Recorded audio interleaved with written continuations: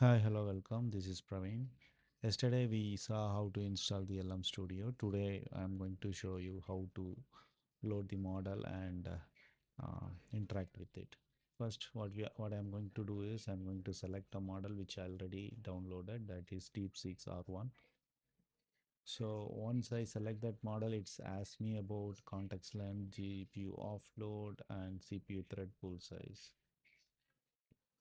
We can configure the way we need and we can load the model. Once we load the model, you just create new chat and you can ask questions or interact with it. First question I'm going to ask is, how are you? So it is introducing himself as DeepSeek R1. So what is your purpose? The next question. Okay, something wrong happened. So let me load the model again.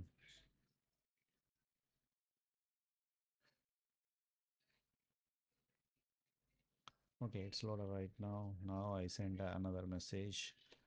What is your purpose? And it's thinking for 2.82 seconds and it's giving an answer. Like that, you can interact with any open source models from your desktop. Thank you.